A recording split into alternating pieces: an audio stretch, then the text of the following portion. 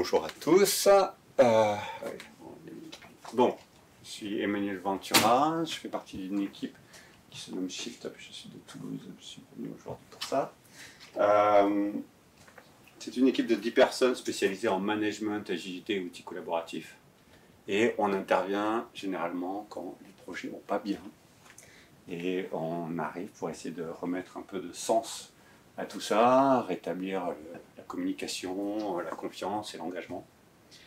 Et donc je viens vous partager en fait un constat sur toutes ces années effectivement passées, ça fait plus de 5, 6 ans, 7 ans, sur intervenir sur ce genre de projet.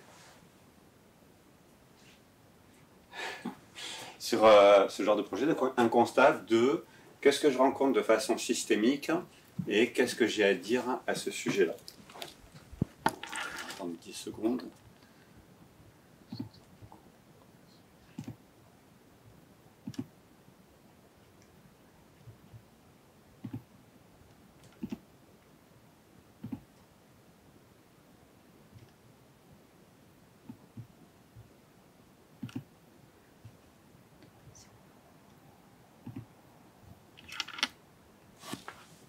Merci. Pardon.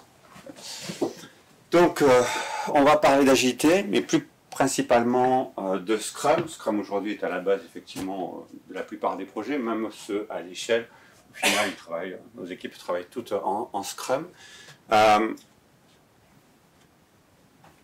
L'idée, c'est de parler de promesses non tenues, de renoncement, de parler d'effectivement d'abandon en fait, qui font qu'aujourd'hui, ces projets-là rencontrent ces problèmes.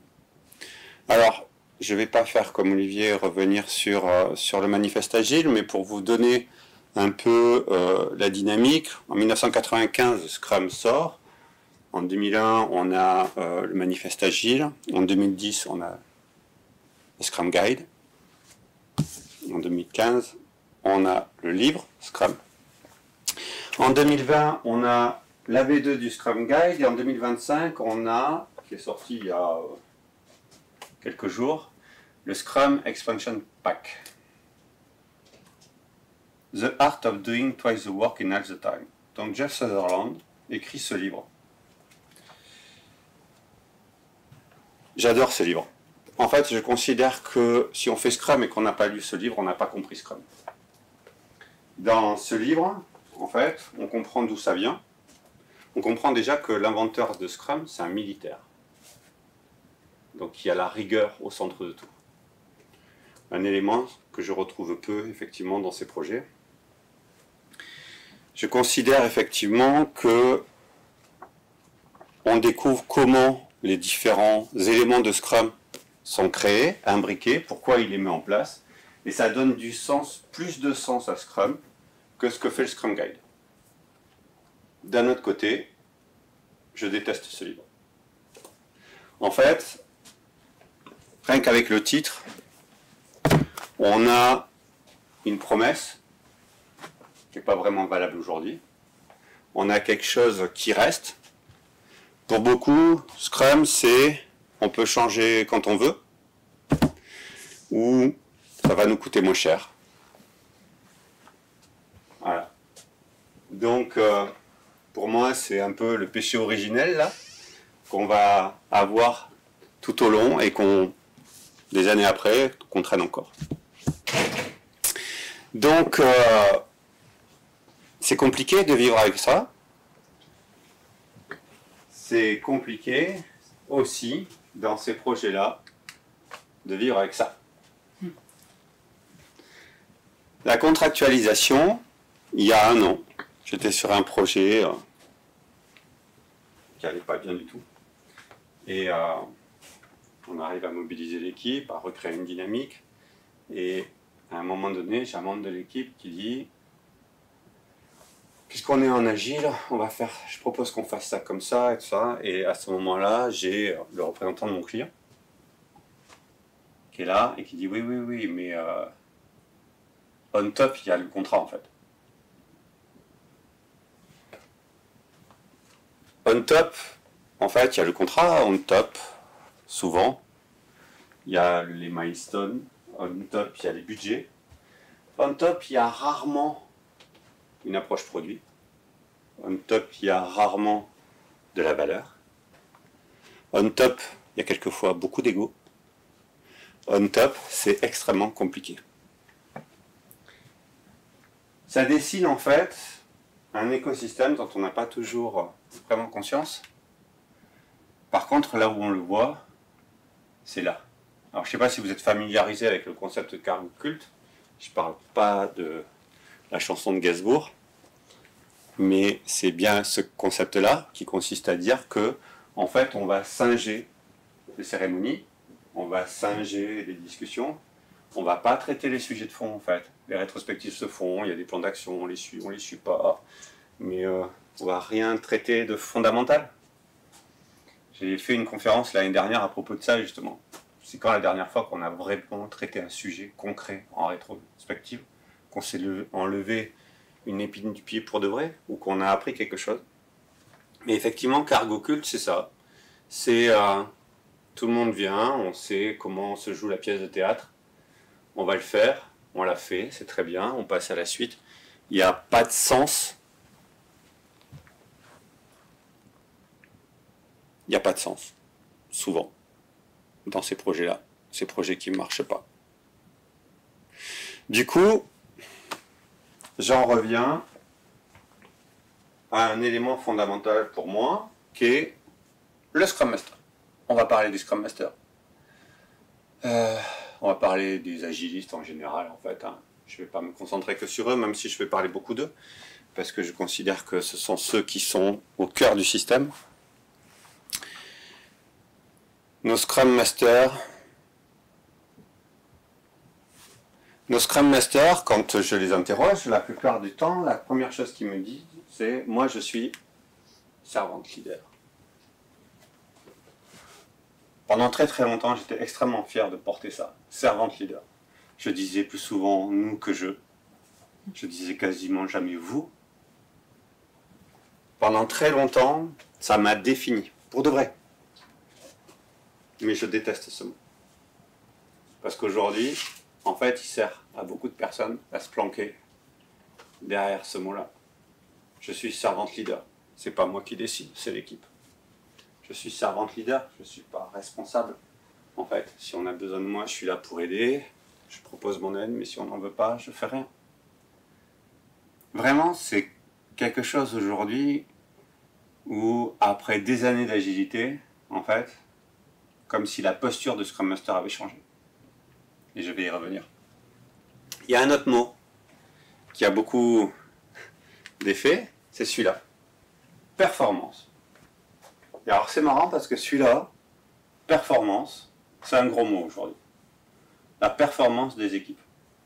Quand je parle de ça, aux agilistes, aux Scrum Masters, la performance des équipes, j'ai l'impression que on parle de mettre la pression, de ne plus avoir de rythme soutenable, que ça va être des délais hors normes, que la performance des équipes, c'est d'abord, il faut s'occuper des équipes, il faut qu'elles soient bien. On parlera performance après. C'est devenu un mot tabou. On ne peut plus l'utiliser. Sauf que pour moi, en fait, un servant leader qui ne gère pas la performance, en fait, c'est un spectateur. Il est là. Voilà. Il regarde l'équipe faire, il la regarde avancer, il la regarde faire, et il ne s'en mêle pas. Alors je suis très content, parce que effectivement j'ai écrit cette conférence en début d'année. Je suis très content parce qu'entre-temps, il y a le Scrum Guide Expansion Pack qui est sorti. Alors, il va faire hurler beaucoup d'agilistes. Je vous le dis de suite, beaucoup. Mais en fait, il pose les choses sur la table, il met les deux pieds dans le plat. Accountable. Accountable.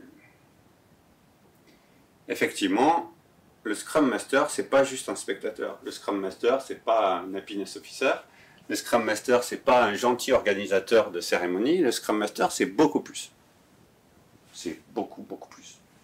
Et le Scrum Master et Scrum, en fait, sont censés traiter ça. La Happy Bubble. La plupart des projets sont dans la Happy Bubble et ne devraient pas l'être. Scrum a été inventé pour faire exploser la Happy Bubble. La Happy Bubble, c'est vous êtes dans votre équipe, tout le monde roule depuis des semaines, voire des mois. On a des contraintes, on a des pain points, oui, on sait. On a du mal avec la dépendance, on a du mal avec le pipeline qui pète une fois sur deux, ouais, on sait. Et en fait, on traite rien. On s'accommode de tout ça. On s'accommode de ne pas forcément avoir la bonne vélocité. On s'accommode de ne pas avoir les inputs qui soient en cohérence avec les roadmaps. On s'accommode de beaucoup de choses. Et en fait, ça nous laisse tous dans un mode où, en fait, effectivement, on ne va pas chercher à obtenir cette performance. En fait, le Scrum Master, s'il ne s'attaque pas à ça, s'il ne travaille pas ça, il est spectateur. Le Scrum Master, il est prévu pour conduire le changement. Ce métier est difficile. On ne peut pas envoyer des jeunes faire ce métier-là sans les prévenir. C'est un métier dur, Scrum Master. Je vous ai dit, le contrat, des gens qui ne comprennent pas forcément ce qu'on est censé faire, où on doit aller, notre Happy Bubble, les sujets difficiles qu'il faut traiter. Donc, le Scrum Master, il doit être prêt à affronter ça et à aller conduire le changement. Là aussi, il y a quelqu'un qui est beaucoup plus radical que moi. S'il n'est pas prêt à faire ça, il faut qu'il change de métier. Ils l'ont écrit en toutes lettres. C'est-à-dire que, clairement, aujourd'hui, être Scrum Master, c'est devoir se retrousser les manches et amener le changement, traiter les sujets qu'on laisse dormir, qu'on ne veut pas traiter, parce qu'ils sont compliqués, parce que ça va être difficile, parce que ça va créer des tensions, parce qu'il y a beaucoup de frustration à gérer. Être Scrum Master, c'est faire ce métier-là. Et on l'a oublié. Et on l'a oublié pourquoi? Parce que si vous voulez, j'ai une blague pour vous. Voilà la blague. On prend des gens, on les forme 2 jours, on leur donne un joli badge, on les envoie sur le terrain et on leur dit « T'es Scrum Master ». Vous croyez qu'on apprend à gérer les conflits quand on fait ce genre de certification? On l'apprend pas. Traiter des sujets difficiles, c'est déjà difficile en tant qu'humain de se dire « Ok, il va falloir qu'on traite ce sujet-là parce que c'est compliqué, parce qu'on n'est pas d'accord, parce que les gens vont se mettre en colère. » Déjà rien qu'en... Voilà. Pour tout un chacun, c'est difficile. Donc vous le mettez dans un cadre professionnel, et vous le mettez avec une équipe de 7 personnes, et vous le mettez dans un contexte client, et il faut que celui qui sort de 2 jours de formation, PSM1 ou CSM, soit capable de gérer ça. Mais on s'en contente tous, en fait. On s'en contente tous. Mais j'ai une autre blague. J'ai une autre blague. Voilà. Empirisme. Empirisme. Empirisme, ça veut dire que la seule expérience, le seul savoir vient de l'expérience. Le seul savoir vient de l'expérience.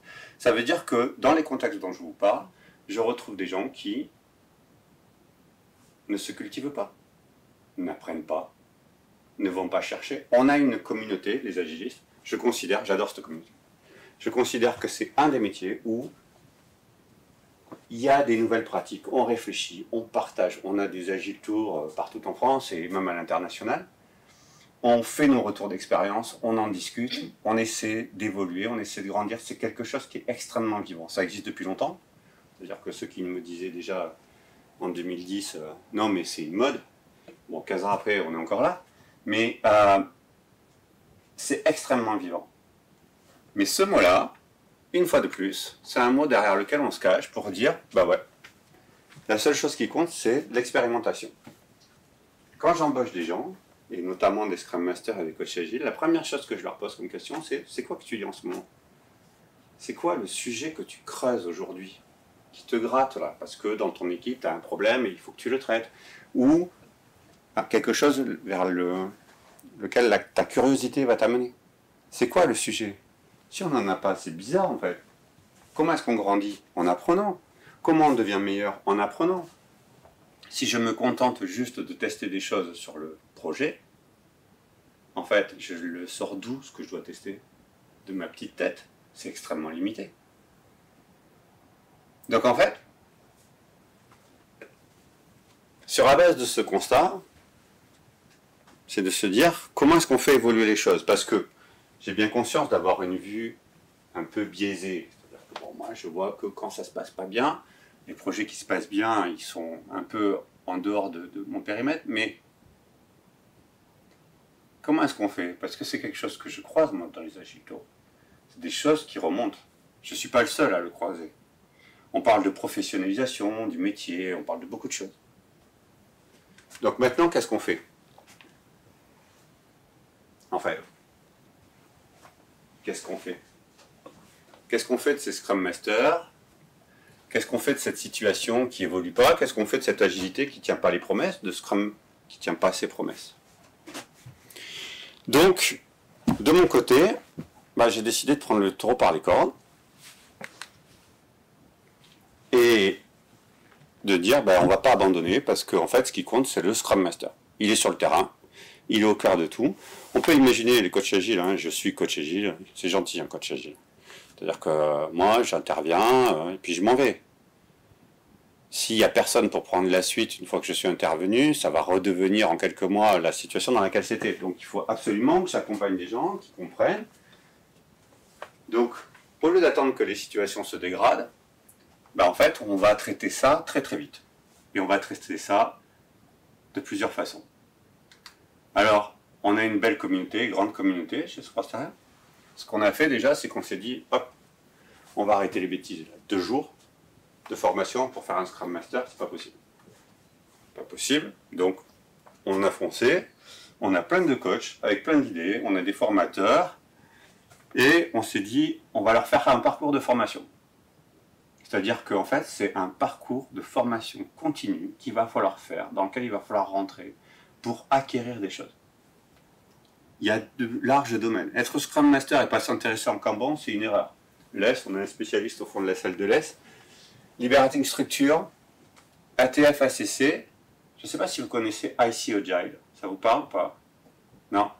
Si vous voulez faire des formations avec certification d'agilité, en fait, IC Agile fait ce genre de choses. En fait, Lisa Atkins, ça vous parle? Lisa Atkins a écrit un livre, le premier livre en fait, qui définissait quel était le rôle réel du coach agile. Donc Lisa Atkins est très connue à l'international, et donc elle a aidé IC Agile à définir en fait des parcours de formation pour l'agilité. Donc ACC par exemple, on apprend la posture de mentor, on apprend la posture de formateur, on apprend la posture de coaching pro. ATF, on apprend la facilitation des événements, des cérémonies ou des workshops que vous pouvez organiser en ayant une posture neutre, et il y en a plein d'autres. Mais grosso modo, c'est-à-dire que là, ce que je veux dire par rapport aux autres, c'est on n'est pas dans le framework. On est dans une efficacité, une recherche d'efficacité de l'agilité et pas une application du framework. Après, on s'est dit, en fait, les Scrum Masters, si on veut qu'ils progressent, il faut qu'on leur offre une trajectoire. Donc effectivement, la communauté, elle a travaillé là-dessus pour faire ça. Mais le cœur du système, c'est ce qu'on a monté à Toulouse. On a monté une expérimentation. Alors oui, trajectoire, ça sous-entend effectivement maîtriser un ensemble de choses.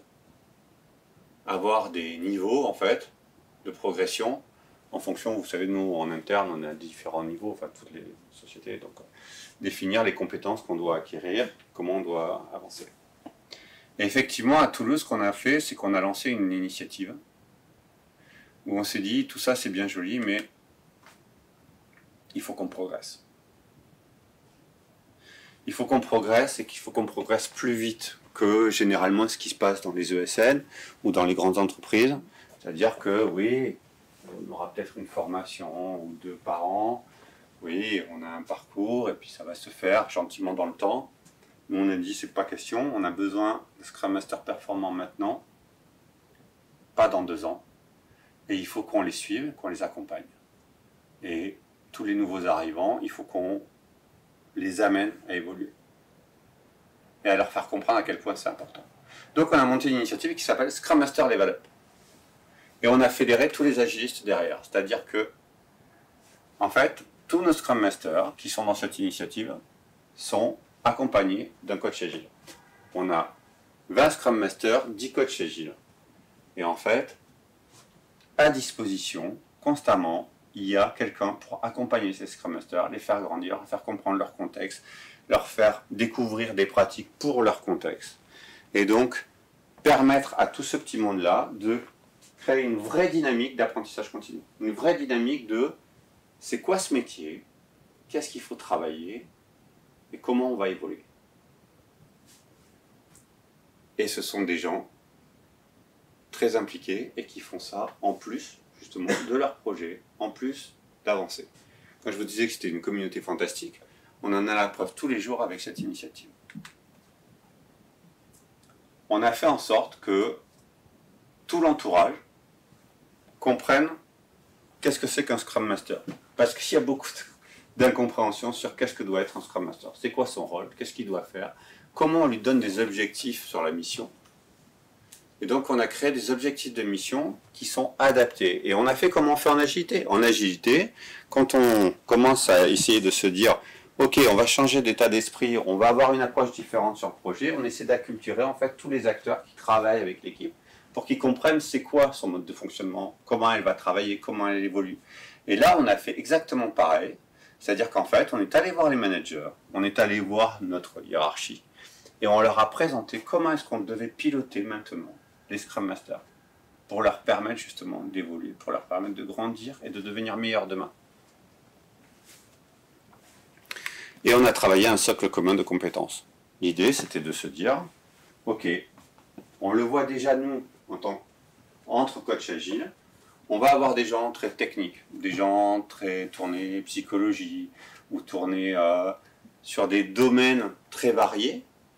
On a des coachs DevOps, et on a des coachs qui s'intéressent à la sécurité psychologique.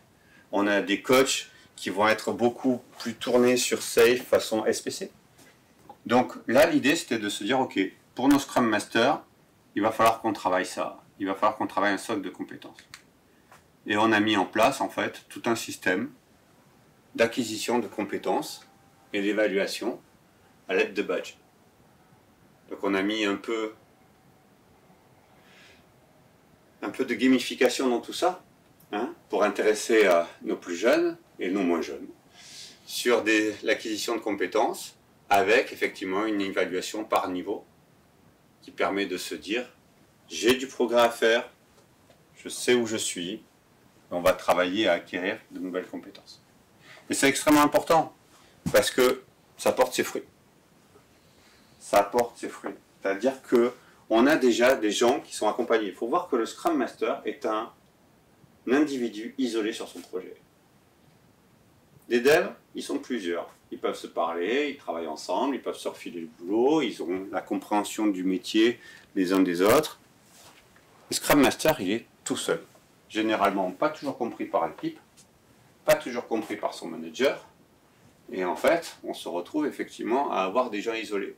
Et là, on leur a permis, effectivement, de sortir de cet isolement et de pouvoir progresser. Et de rencontrer des gens qui comprennent leur métier et qui les poussent à aller plus loin.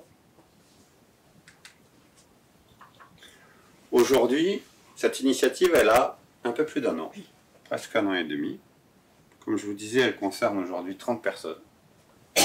C'est quelque chose qu'on a l'intention d'étendre parce qu'en fait, on voit les impacts.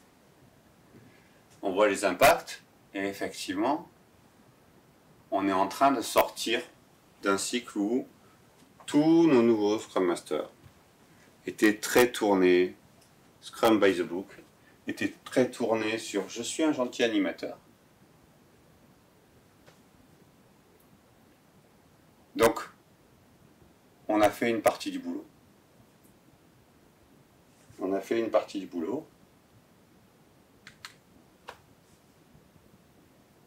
Et du coup, maintenant, la suite c'est quoi? Pour nous, en fait, on se dit que le Scrum Master au centre du deal, c'est important. Mais il n'y a pas que lui. Donc je pense que la suite, si ça vous intéresse, de venir l'année prochaine, je vous parlerai des managers. Je vous remercie.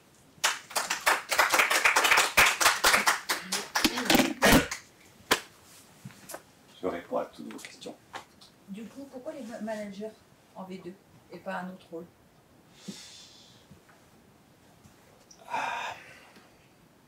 Il y a une lutte que j'essaie d'éteindre dans mon environnement, mais disons qu'il y a une lutte chef de projet, Scrum Master, généralement. Le Scrum Master ne veut pas de son chef de projet parce que il est directif, micromanagement et ce genre de choses. Et le chef de projet considère que le Scrum Master, à part animer des cérémonies, il ne fait pas grand-chose, ou alors c'est un hippie qui veut changer et révolutionner le monde. Voilà. C'est valable pour les coachs agiles aussi, là, au passage. Donc, pourquoi les managers? Parce que pour poursuivre ce changement-là, il y a comment est-ce que je pilote un projet en étant agile, en fait. Et malgré 15 ans de discussion, on n'y est toujours pas. On n'y est toujours pas. Donc, la communauté agile, comme je disais, c'est quelque chose de très très vivant, qui bouge beaucoup, pardon. Mais la communauté des managers, en fait, aujourd'hui, elle est assez pauvre. Et l'adaptation de ça, la culture française n'est pas du tout la culture américaine. C'est-à-dire que la culture américaine, c'est effectivement s'intéresser à ce que peut faire Harvard Business Review, s'intéresser à toutes ces études de psychologie pour gagner en efficience. En France, on est plutôt sur justement l'expérience fait. Et donc, le mouvement est moins ancré, moins dynamique. Donc, il va falloir aller hacker le système et venir et expliquer comment est-ce qu'on peut changer de posture, adapter. J'ai beaucoup alors, bon, moi je suis sur Toulouse, je bosse beaucoup avec l'aéro. Et en fait, on a par exemple des engagements au forfait, et on a des managers qui ne comprennent pas qu'on peut garder un esprit agile et continuer à avancer avec ça, tout en travaillant par exemple au forfait. Voilà, donc c'est pour ça que je ne vais pas m'arrêter au Scrum Master. Et du coup, Christophe, je vais poser plein de questions. Du coup, parce que tu as abordé le sujet, je me suis autorisée à dire ouais, ça. Non, très bien. Tu as abordé le sujet des CP et des Scrum Masters. Ouais. Ça veut dire que pour toi, c'est bien deux rôles distincts. Ouais. Est-ce qu'il y a toutefois des choses sur lesquelles il y a des choses qui se recoupent et qui peut aussi générer ce combat de coq? Je vais le dire comme ça.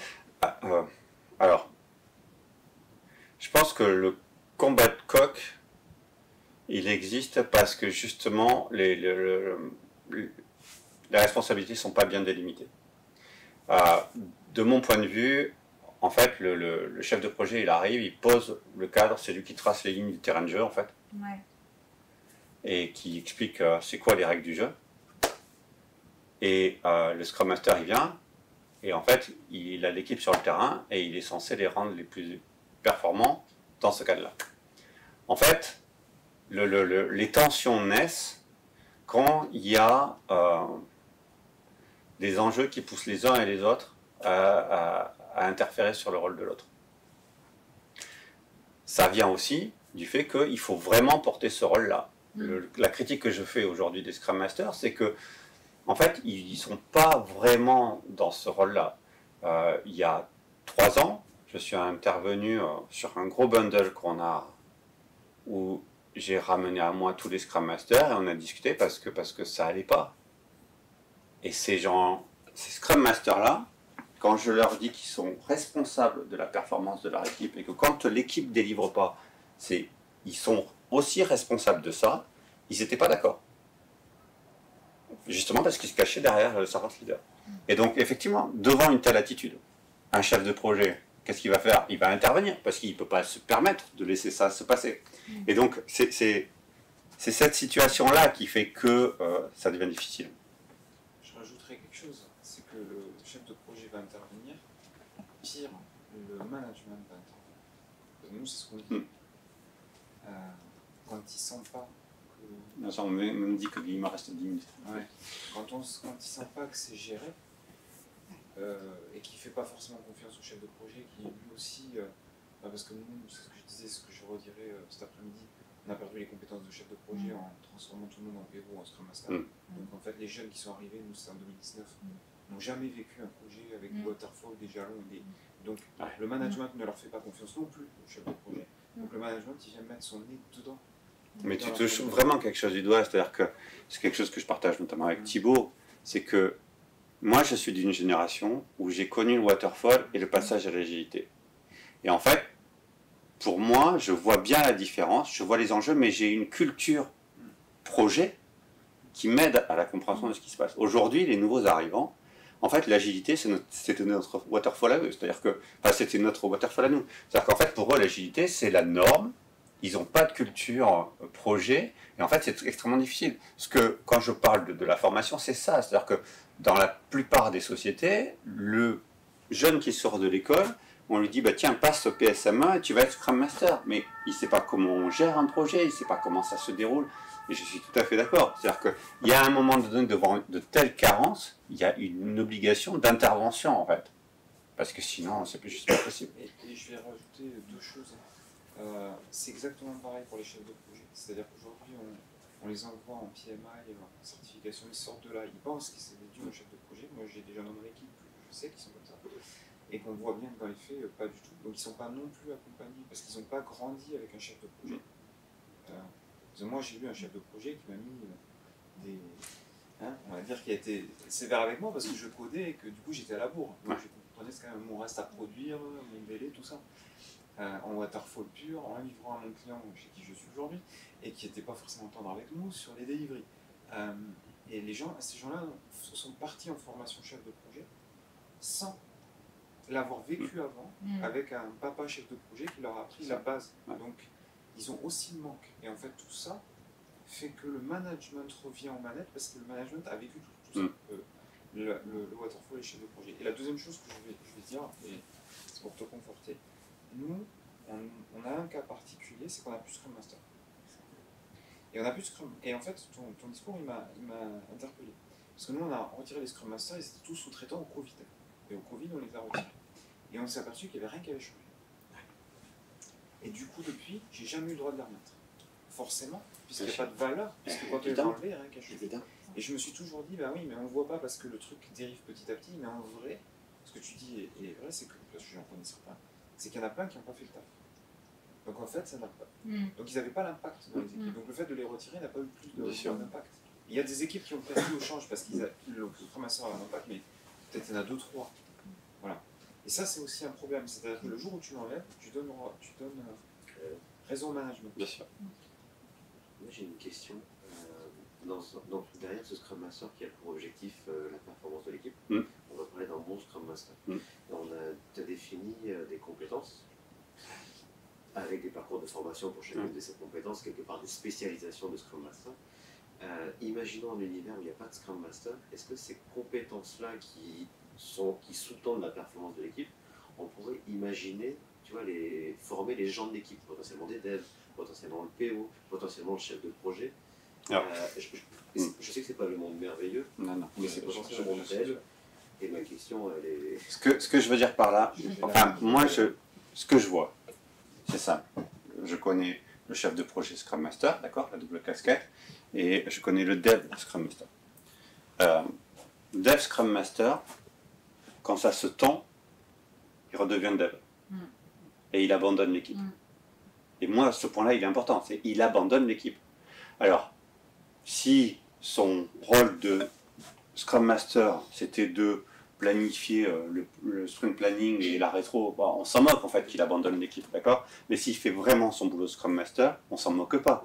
Parce qu'à ce moment-là, qu'est-ce qu'il fait lui? Il va produire du code, et les autres, ils n'ont pas de synergie, ils n'ont pas de collaboration, et ils sont laissés. Et donc, je ne suis pas sûr qu'on arrive à l'échéance correctement dans cette situation-là. Chef de projet Scrum Master, c'est un peu différent. C'est-à-dire qu'en fait, je considère que tu n'es pas Scrum Master.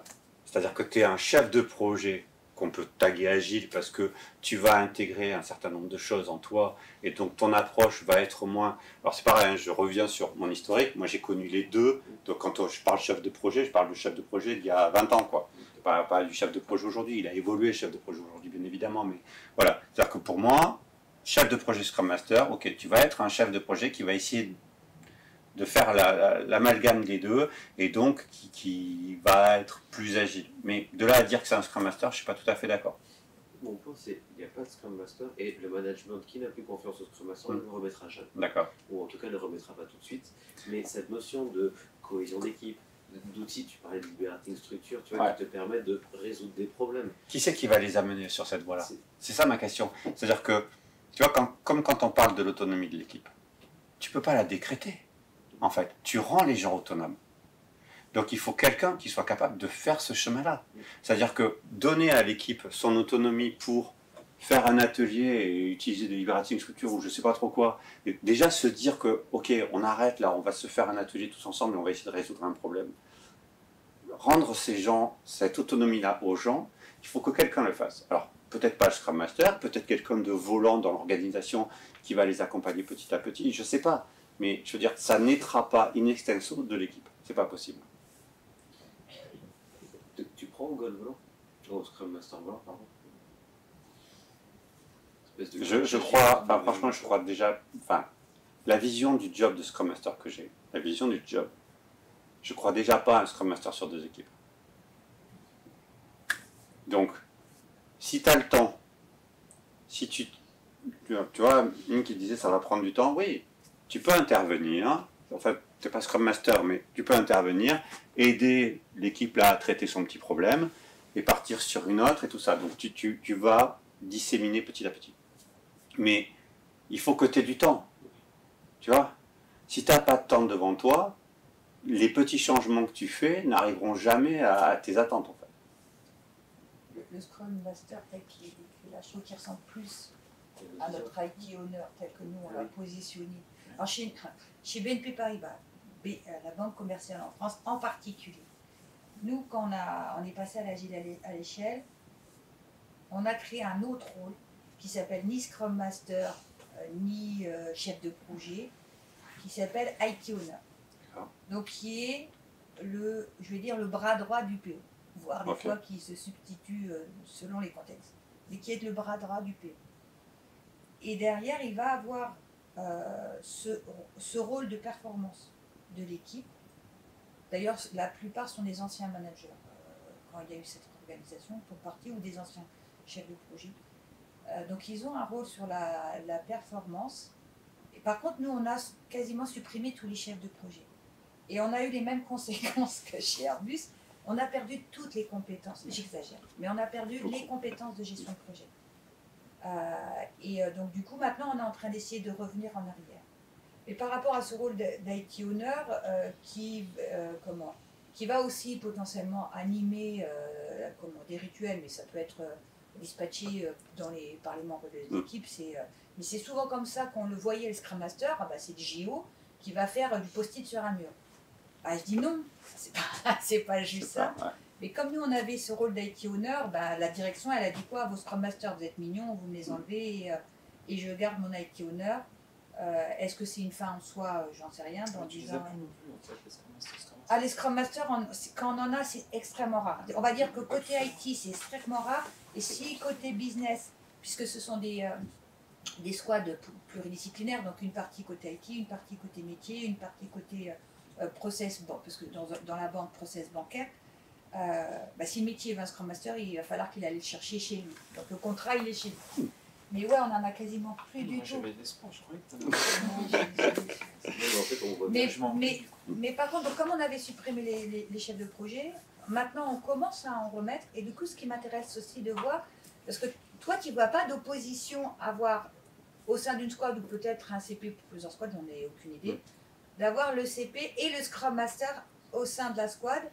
Et tu as utilisé le mot projet. Mais pour toi, parce que le mot projet dans l'ancien monde, c'est j'ai un début, une fin, un délai, et c'est comme ça qu'il faut faire. Est-ce que toi, tu le vois sous cet angle-là ou autre? Moi, je le vois en tant que duo. à l'Agile Tour Toulouse, on a fait un atelier Scrum Master chef de projet duo ou duel. D'accord? Donc on a animé un peu ça avec les agilistes, c'était assez marrant. Moi je le vois comme un duo, parce que en fait, tous les projets qui fonctionnent, ou en tout cas qu'on arrive à redresser, c'est parce que ce duo-là fonctionne. Parce qu'ils ont des relations et des obligations et des responsabilités différentes. Donc pour moi, les deux font un beau duo pour travailler l'équipe, avec deux cascades qui sont complètement différentes. Et effectivement, moi je le vois comme ça. L'image que je leur prenais, c'est Scrum Master, vous êtes l'entraîneur au bord du terrain en fait. Et je leur disais souvent, si l'équipe rate sa saison, vous êtes les premiers à sauter. Ne croyez pas que vous n'êtes pas responsable de la performance. Vous êtes responsable de la performance de l'équipe. Donc voilà. Et le chef de projet, il est plus en recul, il va gérer beaucoup de choses à côté. Mais ça permet effectivement de dissocier les deux rôles. Du coup, ça veut dire que ton équipe produit qui reste infinie, ton équipe produit qui reste infinie, qui est l'équipe produit, en fait, elle va avoir des gros changements qui peuvent être gérés comme des gros projets. Et du coup, c'est là où tu as ta dualité. Ou est-ce que, au contraire, en fait, tu lances un projet de 2 ans et tu as ton agiliste et ton Scrum Master et ton chef de projet qui arrivent, mais à la fin de ces 2 ans, ton projet est fini et ton équipe, En fait, ça dépend. C'est-à-dire qu'on a des projets qui perdurent. Après, je travaille chez Sopra Steria. Donc, on essaie de pas laisser les gens indéfiniment sur les mêmes projets. Voilà, les faire évoluer, leur faire connaître autre chose. Donc ça, il y a cette partie-là qui est à prendre en compte. Et après, l'équipe stable, c'est un concept très très difficile. Hein. Ouais. Plus que l'équipe stable, c'est le produit stable. Ah oui, alors, le produit, après, ça se gère dans le temps, en fait. Hein, le produit, et c'est pas une histoire de chef de projet Scrum Master. Hein. C'est une histoire de qu'est-ce que tu mets tout autour pour t'assurer la cohérence et le transfert de connaissances dans les différents acteurs pour que ton produit reste viable malgré qui est là en fait. Et je pense que si vous faites appel à des prestataires, comme je sais qu'Airbus le fait, tu peux travailler 5 ans sur un projet et au bout de 5 ans, c'est quelqu'un d'autre qui s'en occupera. Donc voilà, c'est au-delà de ça. Je vais être obligé de clôturer, mais je discute avec vous avec plaisir pour la suite. C'est quoi la dernière question? C'est quoi le sujet que tu creuses en ce moment? Le sujet que je creuse en ce moment, c'est celui-là. C'est comment est-ce que je vais amener les managers à s'inspirer de ce qui se fait dans l'agilité, c'est-à-dire à avoir une communauté vivante qui partage, qui a à cœur d'apprendre en fait. Je voudrais que ça infuse chez eux. Et je trouve que c'est pas assez. Enfin, c'est même pas du tout dans certaines situations. Mais voilà. Merci beaucoup. Si vous voulez bien me laisser un petit retour, ce sera très riche pour moi. Je l'ai donné une fois à Toulouse. J'espère bien la redonner ailleurs. Et j'étais content de vous la donner aujourd'hui. Merci.